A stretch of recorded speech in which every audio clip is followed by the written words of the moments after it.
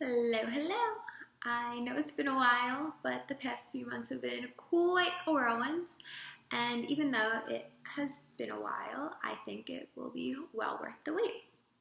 Before I get into it, I just want to remind you to keep an open mind. Of course, this is my interpretation. It's a formulation of my whole life experience and everything that I've encountered along the way. I guess all in all, I'm just sharing with you what I have found, what has helped me in hopes to expand your mind, because it has definitely expanded mine. The universal cycle has gotten an upgrade. Who would have thought that this is how infinity could be explained? I didn't. I don't know if this is new or what, but I figured this out in January and was blown away because it provides so much insight. It's so much. I was playing around with the idea of 3 o'clock being an important time and was also trying to figure out how the 24-hour day was expressed in the universal cycle. And this is what was the result from doing such. And I must say, it's much more than I could have ever imagined. There's so much, I'm going to get into it in this video, so I'm just going to get right into it. Pretty self-explanatory, but I'm going to run through it quickly. Okay, so it all begins at 3 a.m. The center, the void, the womb, the beginning of the day, the new moon, the spring equinox, beginning of the solar year, Aries. For the day, the sun begins its progression closer from 3 a.m. to 9 a.m., just as it does each year during March, April, May. Just as the moon each month begins to increase its light, the waxing moon, it is the progression of light from darkness. The sun then enters its strongest time of the day, or when it is the closest, from 9 a.m. to 3 p.m., just as it's the strongest every summer during June, July, and August. And the moon is coming closer to being full. At 15 o'clock, September, Libra, it is fall. Everything is full and in balance. It is the full moon. From 3 p.m. to 9 p.m., the sun begins to move away. Everything begins to cool, just as it does in fall during September, October, and November. And of course, when it is furthest away, when everything is at its coolest, from 9 p.m. to 3 a.m., just as it is in winter during December, January, and February. We can then clearly see that one of these loops can be described as day and the other as night. Day, we think sun, hot, light. We are constricted by the order of daily life. Our pupils constrict in the light. It is material, logical, masculine. It is left. And night is the moon. Cold, dark, expansion. We are free to do as we please in the night. Our pupils expand in the dark. It is the spiritual, creative, feminine. It is the right. I would also like to point out that the eyes of Horus, the right being the sun, or the son of Ra, and the left being the moon, or moon of Hathor. We could also correlate this to Father Time and Mother Earth. I will go into the significance of these references as we go. But this left-right concept probably doesn't look too foreign. Our brain is designed exactly the same, yeah?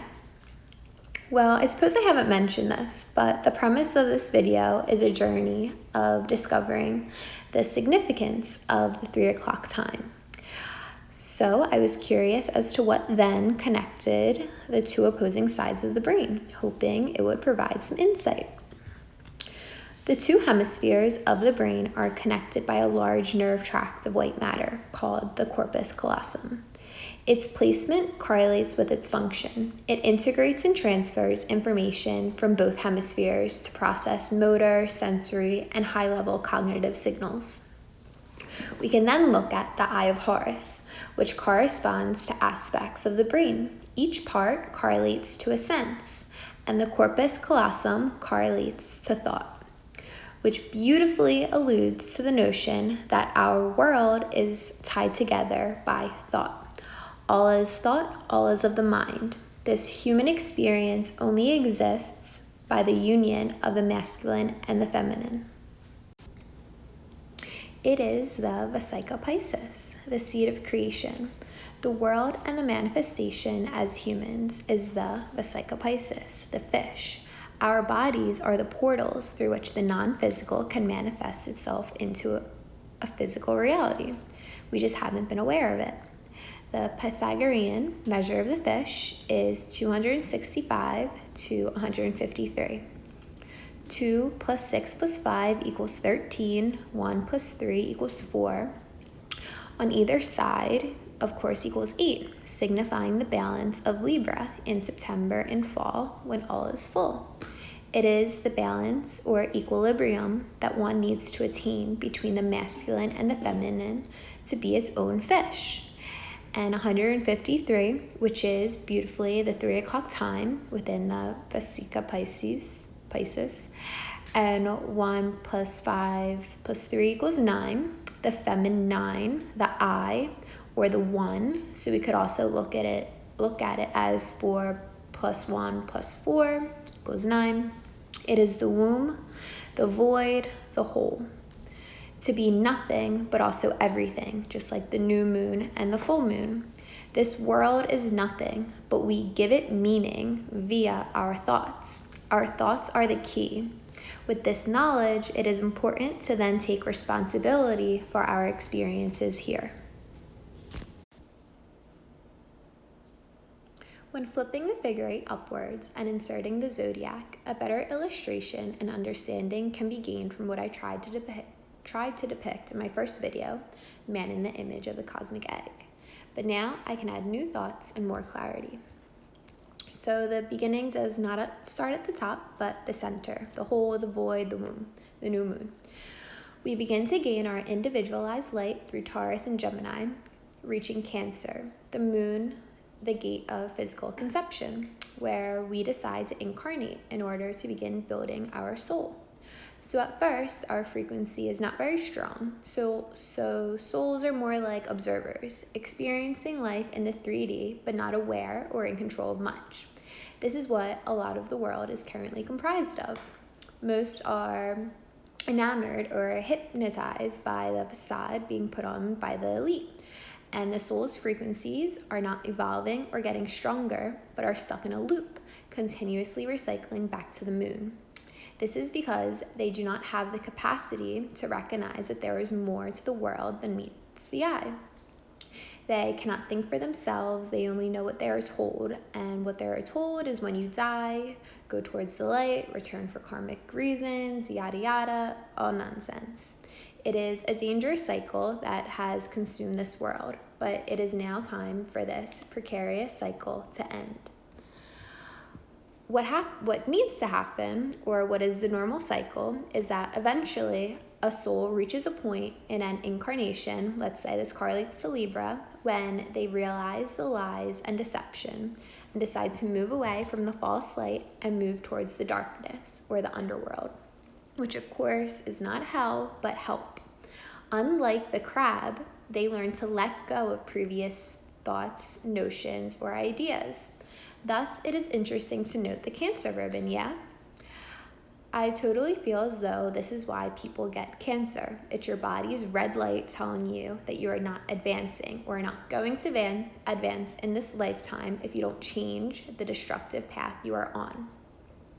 Once one reaches a frequency where they acknowledge the lies and deception, they can begin untangling themselves in the underworld, perhaps challenged, being provided with life experiences where they decide they have the choice to let an experience burden them or to learn and grow from an experience. These experiences are what prompt us to look for more, to realize that there is more to this world than what we originally thought. They help us discover the magic that is taking place under the surface.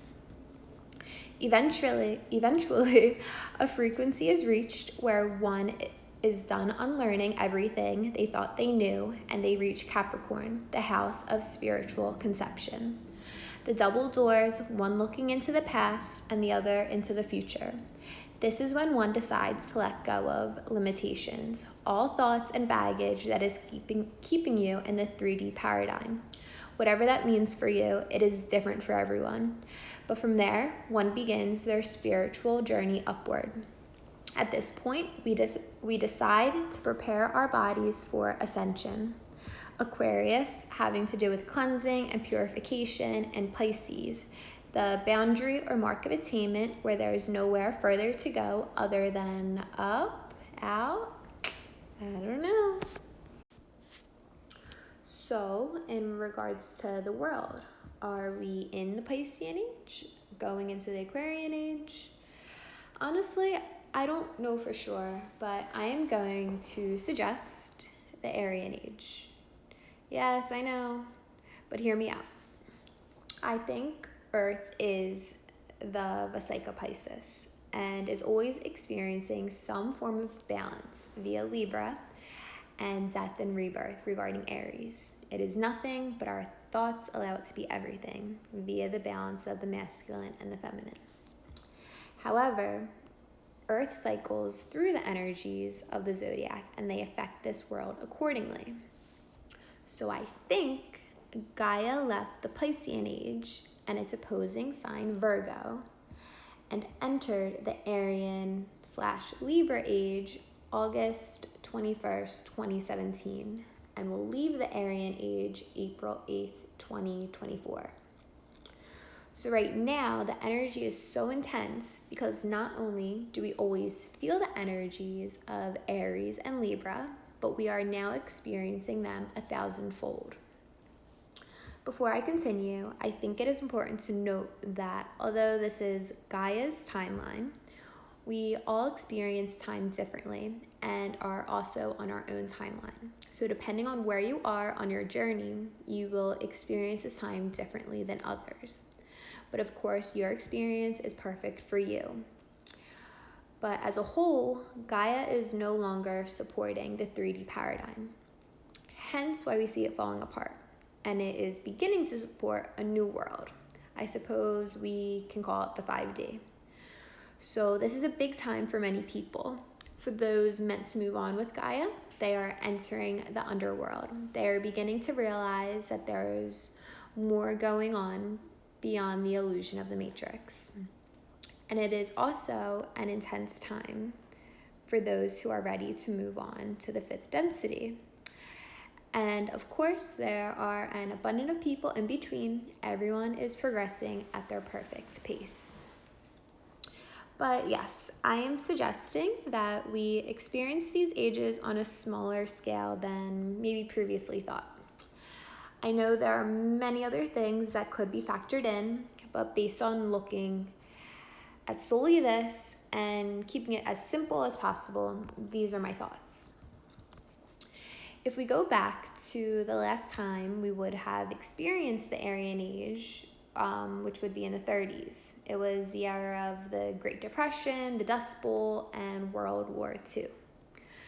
I was listening to astrologist Jeff Harmon on Veritas, and he brought to my attention that we have been experiencing a Saturn-Pluto conjunction. And we haven't been in a cycle like this since World War I, the Dust Bowl, the Great Depression, and World War II. And World War II ended right before the conjunction was over. And that the cycle that we are currently experiencing is actually much more powerful, thus kind of supporting what I'm suggesting. Dark times correlating with the new moon. It is also interesting that the solar eclipses cross over Illinois. Sick in noise, sick in vibration, or perhaps an overwhelming amount of vibration. Or perhaps the crossing out of the American Empire. But of course, this would also explain climate change. We would indeed be climbing the 8, as well as the coming of the black sun, the androgynous sun. I have thought a lot about what these times mean and what's going to happen. And honestly, I don't know. But regardless of what happens externally, I think we should look forward and be proud of what takes place internally. I say this because I think our eyes also represent the black sun. and that we are the event as individuals, that this time indicates the return of us, our sight, the return of our ability to see clearly what and who we are, as well as the world and its true potential. We are coming to see, realize, and understand that we have never been separate or lacking anything. It has been an illusion. We are coming to know and feel fully who we are and why we are here. We will have new clear vision and understanding of the power we contain within. This will occur by changing or raising our frequency. I was watching Pinocchio, which prompted me to think about Father Time and Mother Nature, and how it also correlates with this infinity sign. Then I was considering, well, what if it looked more like this? We fell from the Mother into Father Time, and we are now ascending back to the Mother. But I then thought about the elites and their skyscrapers and rockets and their attempts to penetrate the void or the Mother. But that is so silly and a third density way of thinking. Of course, the Mother is not separate from us. She is us and all around us. It is only that we have moved away from that center point by being more concerned with the low vibrations of the masculine. I then thought about the states of matter, solid, liquid, and gas. Solid, very uniformly and ordered, like the Father. Liquid, somewhere in the middle, and gas is chaotic and free, like the Mother. All are the same substance at a different frequency, and I don't find us to be any different.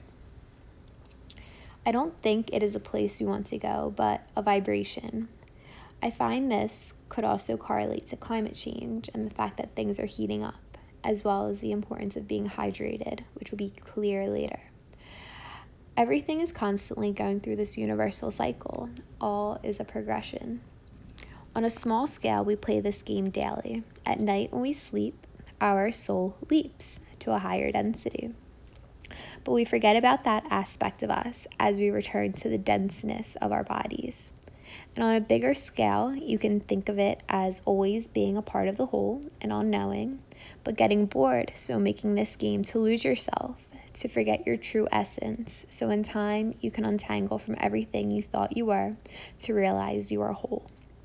All of this is just a thought, consciousness manifesting into a beautiful song, a dance, a movie of the ebb and flow of life and the reunion between the masculine and the feminine of the human mind.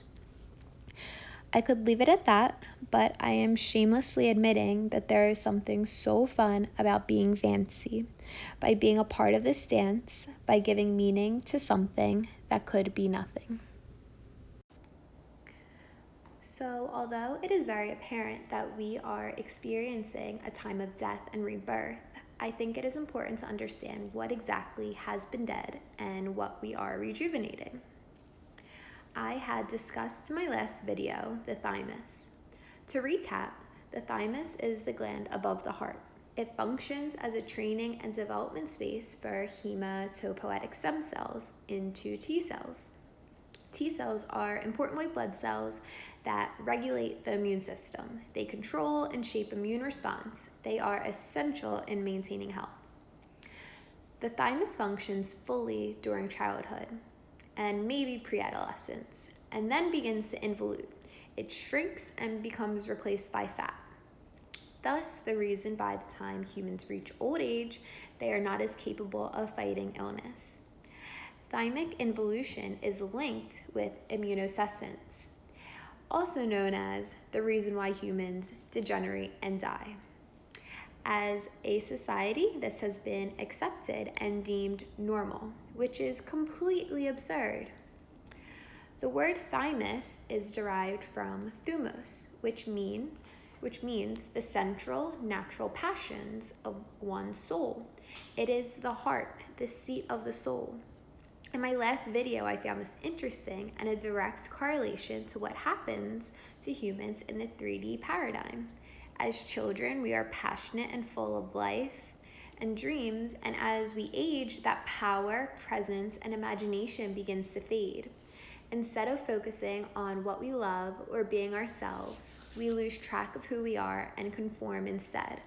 We cover ourselves in fat or materialistic, insignificant things and begin to involute as well, which is also completely absurd.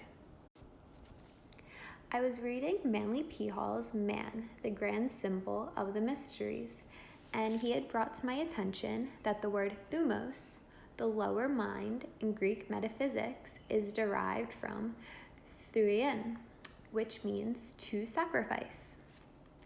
We can then look at the thymus's location, placed at the sternum, which definitely looks like a cross. And of course, just as Manly suggested, this directly correlates to the story of Jesus being sacrificed on the cross to be resurrected. So it seems to me that the thymus has definitely been sacrificed and needs to be raised or restored.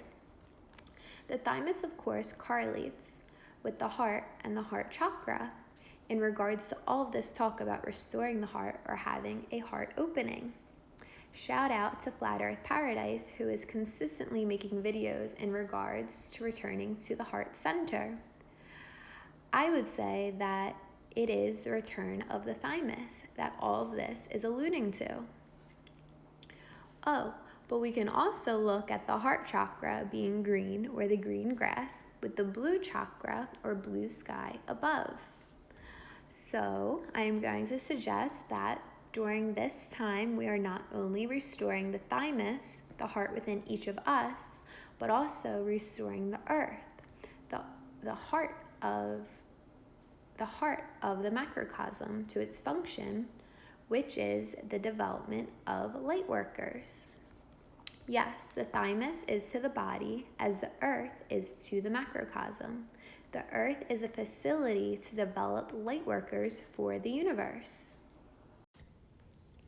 So even when the thymus was briefly or marginally functioning in our young age, only 2% of T cells pass positive and negative selection and are able to leave the thymus to go to other parts of the body, which consist of lymph nodes, tonsils, spleen, etc.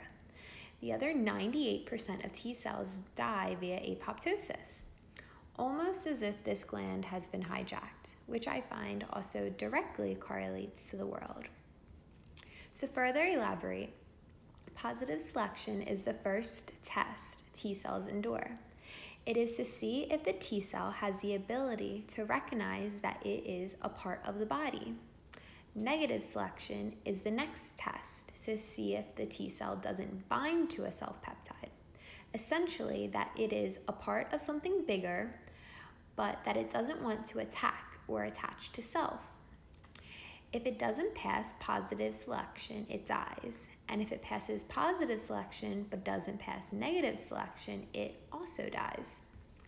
This definitely sounds like what a soul's objective is or could be here on Earth, to recognize that we are a part of the whole, but are also strong individuals capable of helping the universe. In coming to these realizations, we come to understand that our body nor the world is separate from us, but vital in moving forward. But as we are aware, something is totally amiss in the world. It is filled with nonsense, the matrix, or fat, that preoccupies human attention and defers us from recognizing that we are a part of something bigger and that we are individuals. Thus, many die. We can think back to what I said earlier about getting stuck recycling in the 3D paradigm instead of moving on to the underworld and beyond. So, how did we get here? How did we get to this compromised state? Perhaps we could say the earth has been hijacked and we've been negatively influenced to self-destruct, which definitely may be a piece to the puzzle. But in a holistic view of the world, one understands that we invited this evil and welcome it as a challenge in order to evolve. Thus, I find the importance in taking responsibility for the state of our bodies and the world. We have reached this low point by not only neglecting our responsibility to take care of our bodies, but also to take care of the earth. They go hand in hand. We are gardeners. We are here to help the earth as she is also here to help and take care of us. But in our ignorance of the natural order of this world, we stopped taking care and eating of the land. Instead, we harmed animals and built factories to make plastic, cardboard, crap food, and ate things that are foreign and unnatural to the body. Of course, by doing such, we hampered our bodies. The overwhelming income of foreign substances and also the lack of things that the body needs and wants. No wonder our thymus closed up shop. It never had a chance. So through this laziness and ignorance, not only did we become disconnected from ourselves and what it truly means to be human, but also from the earth and the magic that she encompasses. Humans have become aliens on their own planet. We are now realizing this full force. So, how do we restore the thymus, the heart center in each of us? Well, it's kind of a long answer, but as a foretelling and something I would like you to keep in mind as I go through part 3 and 4 is the Disney movie Moana. Moana sets out to return the heart of Tahiti because her homeland is dying. And in order to return the heart, she needs to find the demigod Maui, who creates everything for humans. Without getting into it, Maui needs his hook, which provides him the ability to shapeshift in order to help Moana return the heart. Not only did this model help me understand the patterns of this world, but also how the human body participates in this pattern as well. In my last video, I discussed how humans could and should go through this cycle on a monthly scale, but now I see that we can or should go through this cycle daily. Our circadian rhythm, most know of this as being the reason why we get sleepy at night and wake up in the morning, but I feel as though there is much more we could be doing in order to align ourselves with our biological clock. Looking at this model, the first thing that it helped me realize is that we don't plant seeds in the fall because they would die in the winter. We plant seeds in spring so they come to fruition in the summer, in which we shouldn't eat in the evening, we should be eating in the morning. Think about the sun. It is strongest from 10 a.m. to 3 p.m. when the sunlight is able to fully provide the light needed for life to grow. And if you are familiar with my previous videos, you know that I correlate the sun to the heart. I find that the sun is responsible for manifesting life, emanating external energy, and bringing all things to fruition. The heart does the same in our bodies. It is responsible for the circulation of our internal energy and ensuring nourishment throughout the body. So I figured if the sun is at its strongest during 10 a.m. to 3 p.m., or summer, ensuring proper distribution of energy and light, then perhaps our heart and blood circulation is also strongest at this time, ensuring optimal nutrient distribution. And this just so happens to be the case. Your blood pressure starts to rise a few hours before you wake up. Your blood pressure continues to rise during the day, usually peaking in the middle of the afternoon. Then in the late afternoon and evening, your blood pressure begins dropping again. So with this thought, I began coming across even more research as to why we should only be eating in the morning hours. Traditional Chinese medicine brought to my attention that just as the sun circulates and concentrates its energy in different parts of the world each day, our bodies have qi, which can be thought of concentrated energy that moves throughout our body each day. According to traditional Chinese medicine, each organ has about a 2-hour time period where this qi energy is concentrated. It's that organ's time to shine, when the organ is the most energized and working its hardest. I was happy to find that the stomach's time is from 7 to 9 a.m., the heart 11 to 1, which I also find to illustrate the importance of getting vitamin D, and the small intestine is from 1 to 3 p.m., which supports my previous thoughts, that food should be consumed in the morning hours, so during midday it can be properly executed throughout the body. Food typically takes 3 to 5 hours, depending on what you have consumed, before leaving the stomach, and it isn't until it is in the small intestine that nutrients are absorbed into the bloodstream. There have also been studies that have shown that insulin sensitivity is highest in the morning. They gave people identical meals, morning, lunch, and dinner, and their glucose levels were lowest after their morning meal. In regards to our circadian rhythm, I found Dr. Panda, who is a professor and researcher at the Salk Institute, who has become recognized as one of the world's leading experts on circadian rhythm. He had brought to my attention in an interview with Dr. Rhonda Patrick that the melatonin secreted from the pineal gland in response to a decrease in bright light or blue light not only makes us sleepy, but that the pancreas has melatonin receptors. And when melatonin is secreted, it engages with these melatonin receptors on the pancreas and inhibits insulin secretion. With that being said, we know that all this artificial blue light in the world already hampers our circadian clock, which may affect normal secretion of melatonin, which may be a good thing considering many are fond of late night meals and snacks. However, if we imagined a world where 24-hour blue light did not exist, humans should not be eating in the evenings. I live in Philadelphia, Pennsylvania, and in the winter, the sun sets by 4. Thus, my body would begin secreting melatonin that early, and if I ate in the evening, insulin would be inhibited. Thus, my blood glucose levels would remain high overnight.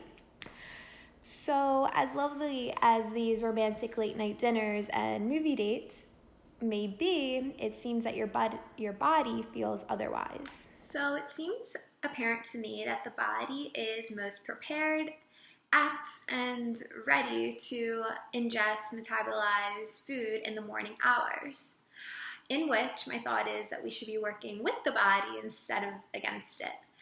And maybe you're like, well, I don't get hungry until the afternoon, in which you would prefer to eat in the afternoon hours. And I get it. Before coming across all this information, I was previously intermittent fasting and would only eat in the afternoon, evening hours. But I've heard from Dr. Panda and Lauren Lockman, who is the fasting expert at Tanglewood Wellness Center, that hunger actually means that your body is doing important work and that it doesn't want to be fed. So it helps to reprogram your thoughts when you get hungry to think, oh, I don't want to eat right now. My body is actually digesting, metabolizing things. I should give it the time and rest that it needs. So if you're eating in the morning hours, it would then make sense if you're hungry in the evening. Your body would indeed be doing important work. Eating only in the morning would then also assure that your body is partaking in the universal cycle daily. So say you eat within the hours of 7 to 9, maybe 11. Your body begins to transition into a fasting state by around 3 p.m. fall, meaning that it is no longer taking glucose from the blood for energy, but breaking down glycogen stores in the liver to stimulate glucose from adipose tissue. Then by 9 p.m. to 3 a.m. or winter, the body really gets to work, cleansing the body by entering an autophagic state.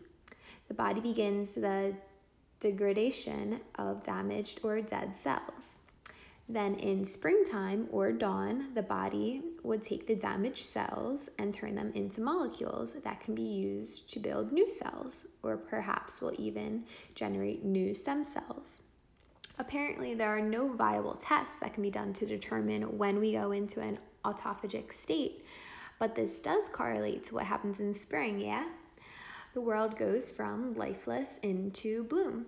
And then by refueling our bodies in the morning or summer, the refeeding, which is the most important part of a fast, it can use the food's energy or molecules to rebuild the body and to be full or whole by fall, when it begins the process all over again. You can see that I have brought what I suggested in my previous videos to full focus and also on a smaller scale.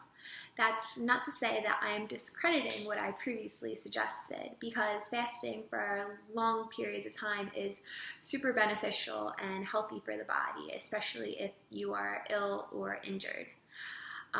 But partaking in this universal cycle daily may be even more powerful. Basically, the reason the human body deteriorates is because we eat food that is damaging to the body. People eat way too much of the crap at times when the body can't even properly digest it, in which metabolic waste builds up, free radicals run rampant, as well as oxidation. People are constantly stressing out their bodies from constantly eating, and then there's the cellular waste that is never being flushed out, which builds up and damages surrounding cells. This is what results as a crippled, fragile human. However, if we work with the body, giving it alkalizing foods, eating at the proper time of day where it can use it to grow and rejuvenate the body, imagine what it would not only do physically, but also mentally.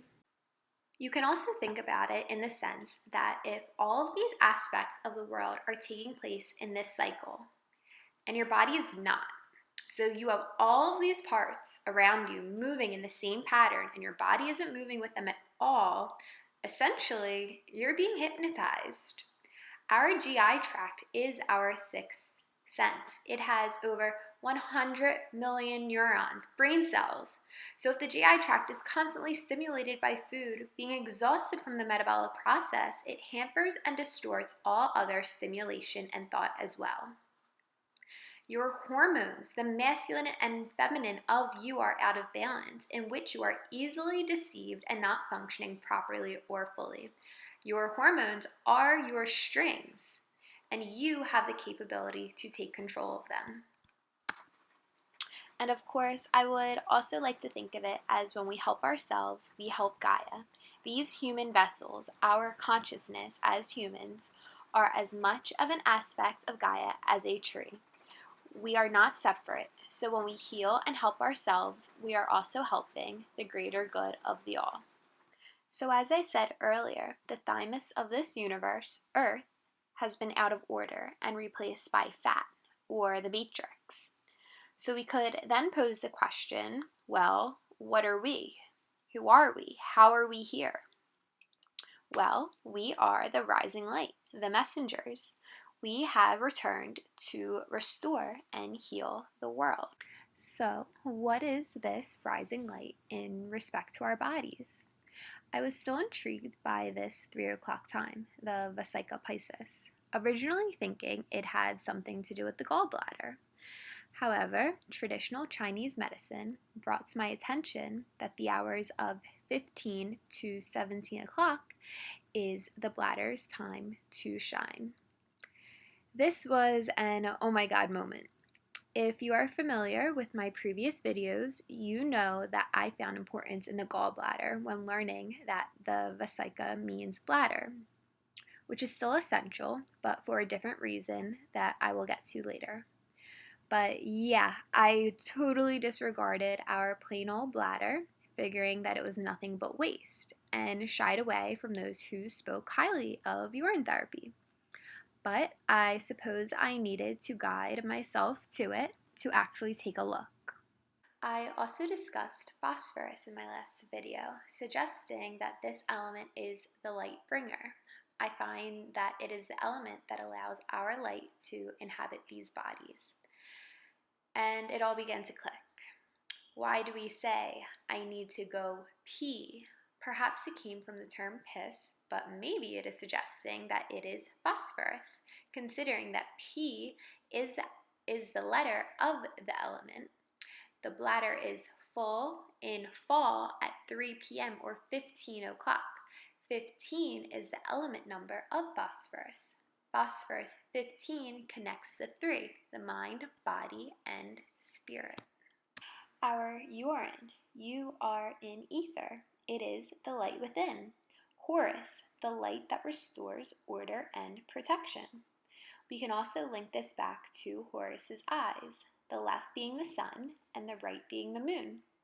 Phosphorus, the balance between the magnetic material and the electrical essence. the balance between our internal hormones, the sun and the moon. Set had suppressed this light and also elicited chaos.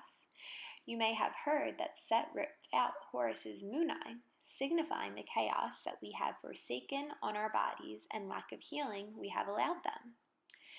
The Greek word for urine is ouron, which had me looking at the Ouroboros, a serpent eating its own tail. It does such to sustain its own life, illustrating the all is one, creation out of destruction. I then found this picture of Horus sitting in what looks like, to me, a bladder with an Ouroboros around it. We can also turn our attention to the kidneys, or Libra, the only device of the Zodiac used to regulate and balance the blood. A device that doesn't make a waste product, but rather removes an abundance of extra minerals and resources the body doesn't need at that moment. It curates a balance of hormones, salts, electrolytes, and ions that the body can use to restore and heal the body. Everybody is out there looking for fame and fortune when this is the real light and wealth we all need. It is the messenger that restores light, balance, and order. Mercury, Hermes, the messenger. The Mercury symbol indeed looks like a bladder, does it not? Mercury rises in heat until it is full in fall at 15 o'clock. So this was enough to prompt me to begin drinking my urine, but in order to put this presentation together, I definitely felt the need to do the anatomical research to find out how exactly phosphorus would end up in the urine, how the urine also connects to the thymus and the pancreas, and why the lungs are the 3 a.m. time, and through researching and looking into this, I discovered much more than I could ever imagine, but it's going to be a lot, but definitely worth it, so bear with me. Amniotic fluid, blood plasma, and urine are all the same substance. They are all water that contains electrolytes. When pregnant, the amniotic fluid originally comes from the mother's bodily fluids, aka plasma. But by around week 18, the fetus's kidneys are functioning and the fluid is then made up of the baby's urine. My question was, well, after we leave the womb, where does this abundance of plasma throughout our body come from? Surely many don't drink enough water to satiate the entire body. Well, just as our mother is the original source of this vital fluid, I find that the mother within each of us is responsible for sustaining our plasma levels. If you have watched my previous videos, you know that I correlate the pancreas with the Virgin Mary, the mother. It is the creator of all. And I guess now we can include Maui in this as well. But the Hebrew term for virgin is Bethula. Beth meaning house or place, and hula meaning pure water. The Latin word for pure water is mare or Mary. And the pancreas secretes a pancreatic juice, which is comprised of water, bicarbonate, enzymes, and ions. Nevertheless, after the pancreatic juice is secreted into the small intestine, it is mixed with the chyle and absorbed by the GI tract to become blood plasma. And it is the blood plasma that the kidneys filter to make urine.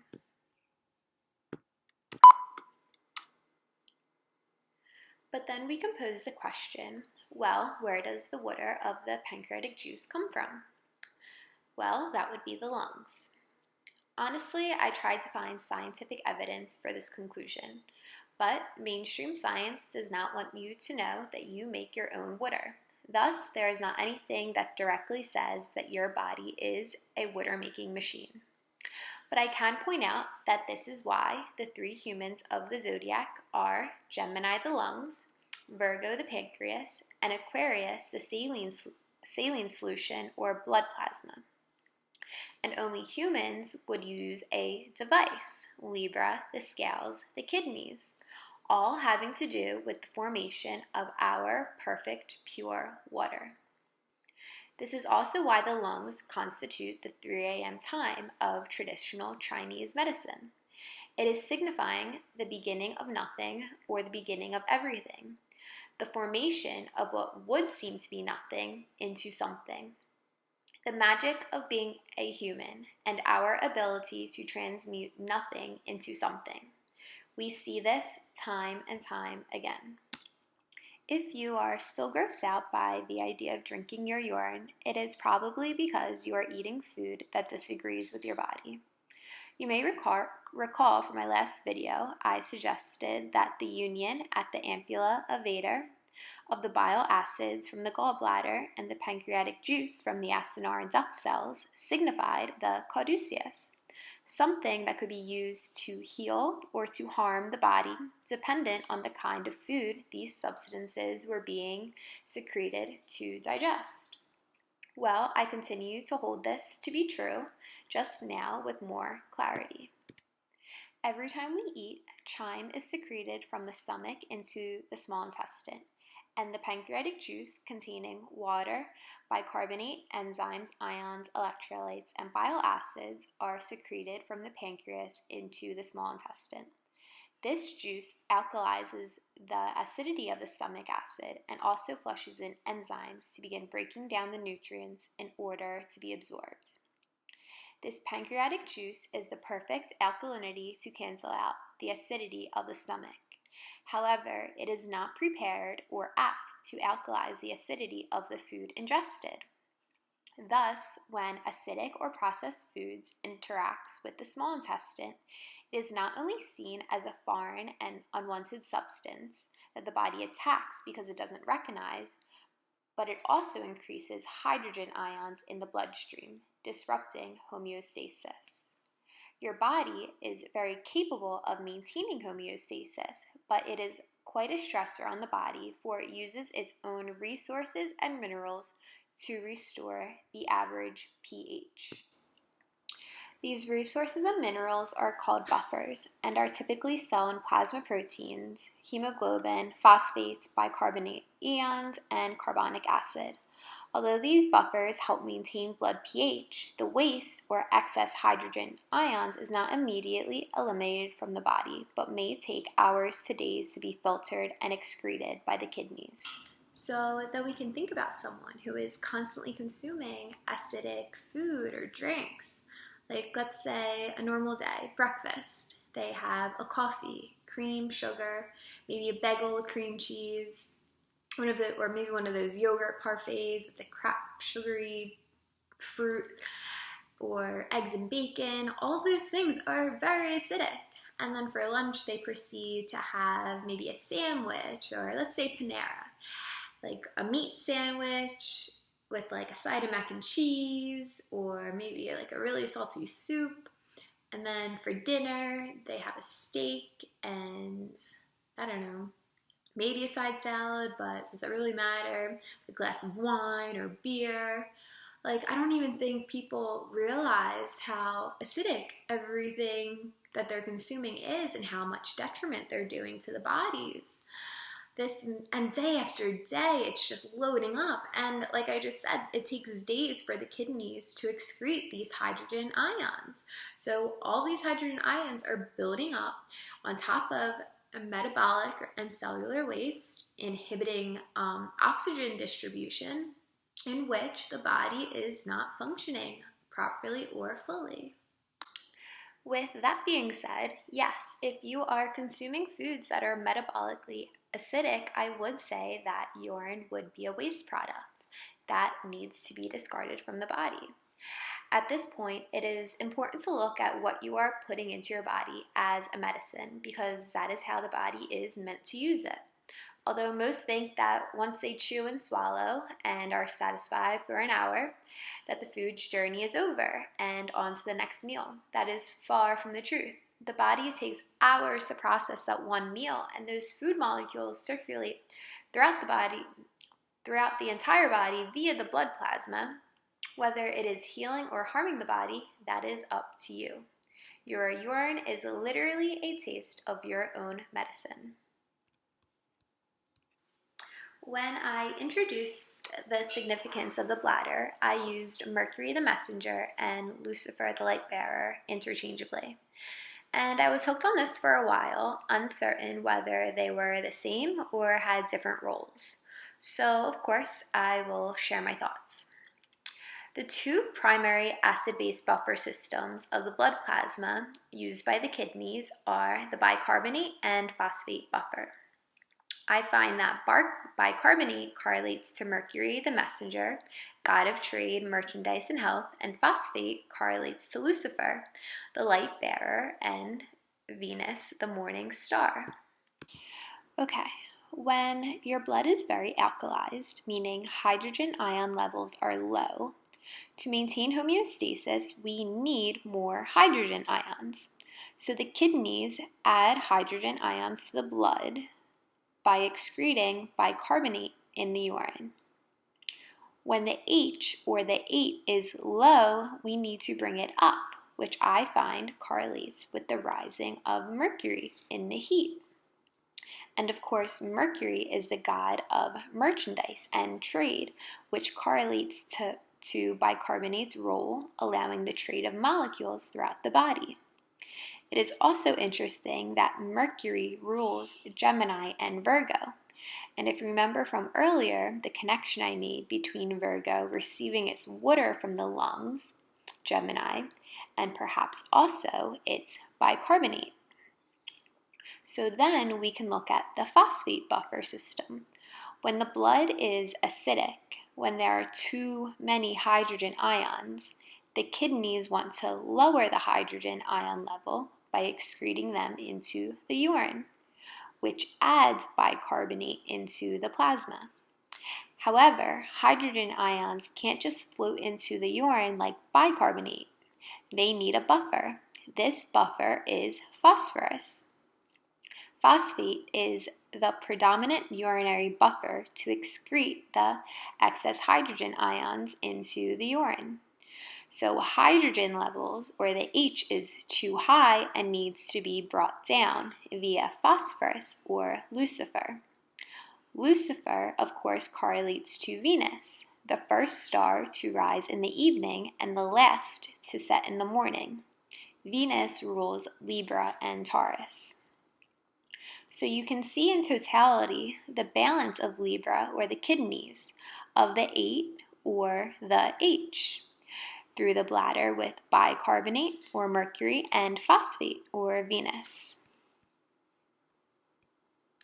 So at this point, you're probably like, okay, cool, you just got super fancy, why does this matter? Well, as I said previously, the majority of the world has too many hydrogen ions because they are constantly eating metabolic acidic foods, in which they are constantly excreting hydrogen ions via phosphate into their urine. I would then presume that those prompting us to eat such foods know that in doing such, many are literally pissing away their light.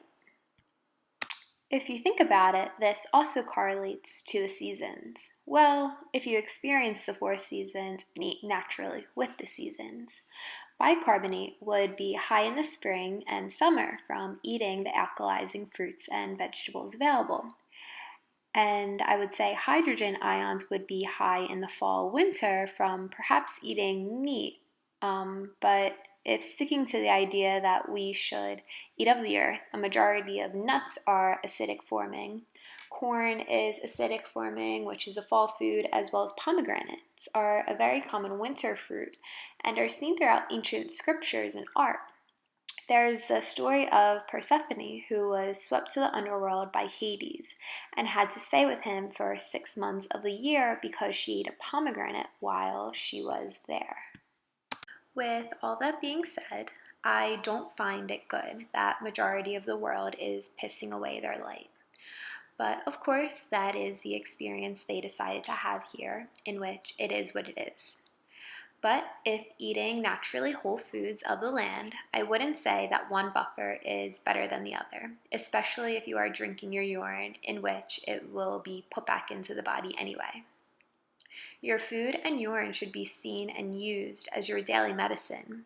See each day as an opportunity to heal yourself instead of burdening the body with substances that it does not want or need. The return of Maui, the creator of all, and his hook, aka the pancreas, helps to restore the heart, the thymus. Of course, I cannot prove this. However, I find that it makes a lot of sense. The fact that when we are in the womb, we are circulating our urine and our thymus is functioning full force. But once we leave the womb or stop circulating our urine, we lost the pancreas and our thymus starts to involute. It would seem to me that it begins to involute, one, because we are burdening the GI tract, which is the largest immune system in the body, but also because it is missing a vital component needed for it to function: urine. Our light, this substance, comes from us. It has the potential to be pure, perfect water, comprised of our energy, our frequency. What could be more healing to the body than our own light? It is time to restore our bodies, to raise our frequency, and in doing so, we will heal not only ourselves, but the world. What I have concluded on this journey is essentially the importance of returning to the mother. When we are in the womb, the mother provides us with all of the nutrients and resources we need, and we are circulating our urine. We are still in the womb, but have ignored and forgotten about the mother, which apparently results in deterioration and destruction. However, by eating from the land of the mother, because she provides all the food we could ever need, working with our body instead of against it, and circulating our urine, you're in ether, ether being the fifth element, this fifth element restores the 13th organ system. We have a 13th organ system?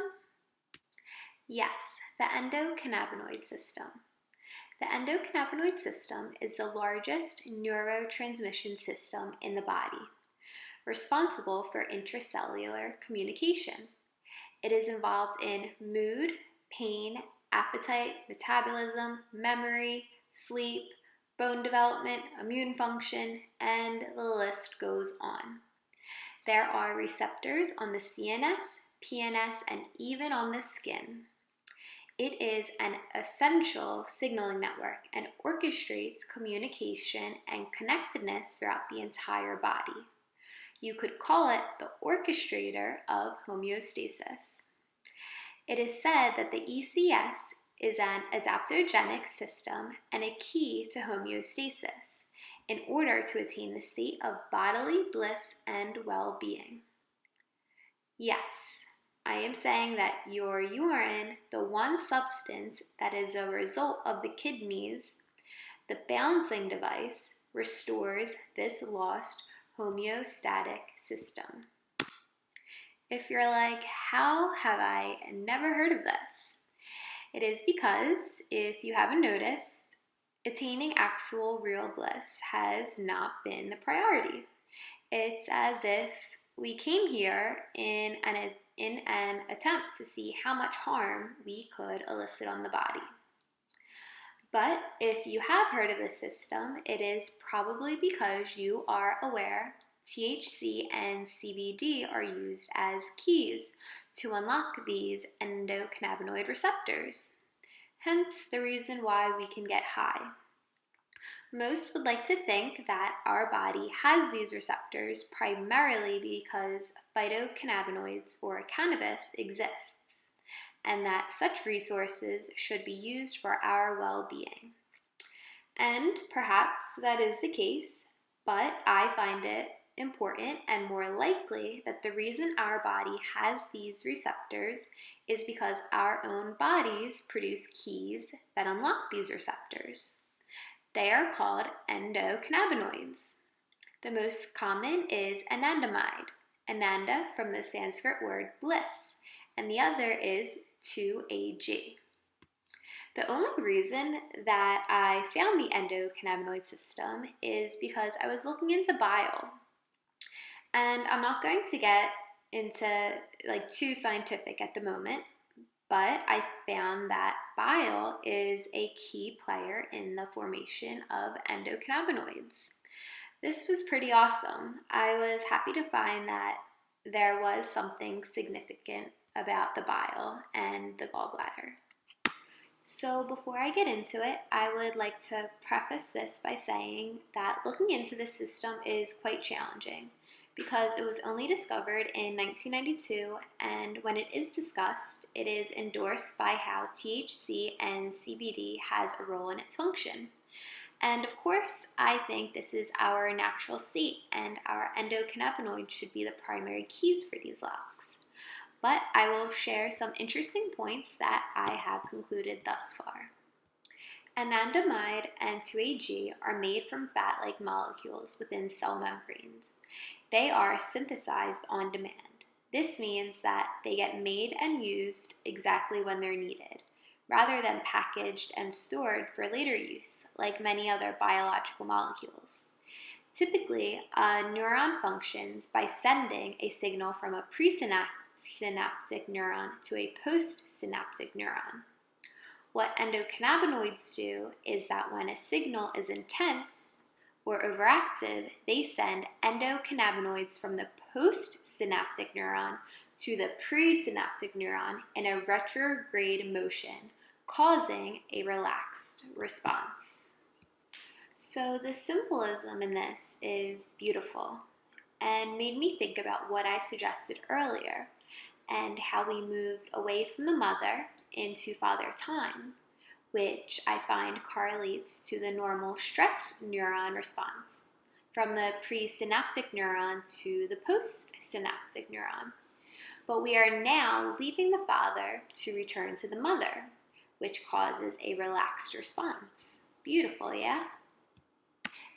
As I said before, endocannabinoids are synthesized on demand, and just as rapidly as they are formed, they are degraded just as quickly by an enzyme called fatty acid amide hydrolase, or FAAH. It seemed to me as though this FAAH is a problem. Perhaps I thought this is one of the reasons why we never feel this relaxed response. And I wondered if it was possible to inhibit FAAH from degrading our endocannabinoids. It quickly became apparent that scientists had found that a pharmaceutical called URB597 is a known inhibitor of FAAH.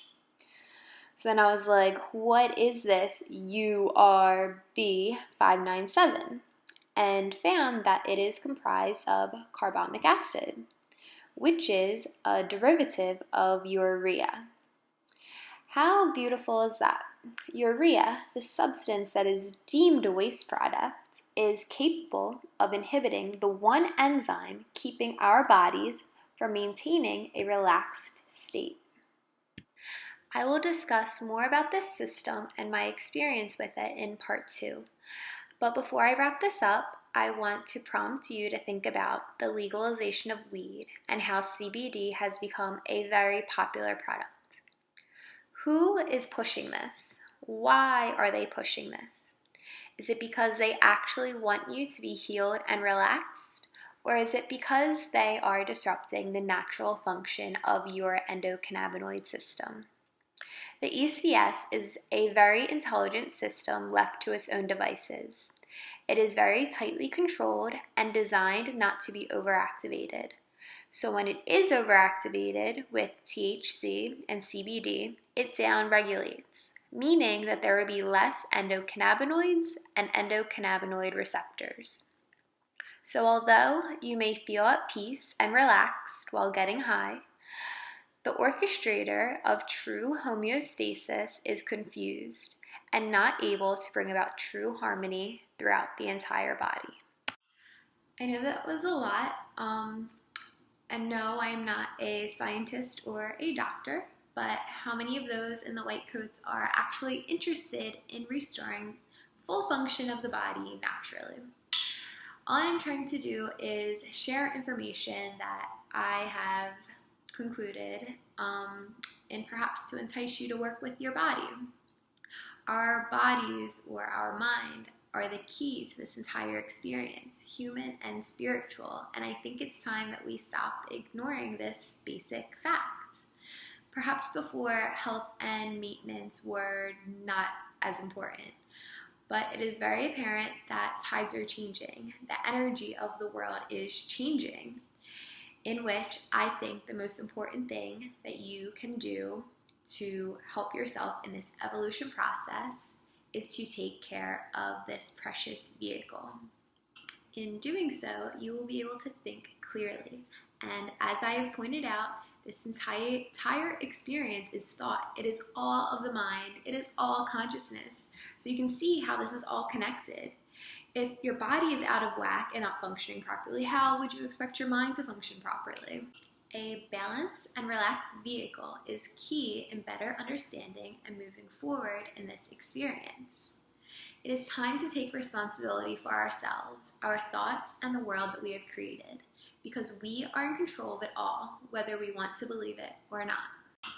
And at the end of the day, this is an individual journey, so you have to make the choice as to how you want to proceed in this journey. But again, with all that being said, I just wanted to say thank you for watching. Below, there are a ton of videos or links to things that I might have referenced in this video, and I definitely recommend checking out so you have a better understanding of where I'm coming from. And part 2 will just be me talking about my personal experience, especially with this infinity sign, what life is like now, and I don't know, I haven't done it yet, so we'll see how it goes. Thank you again.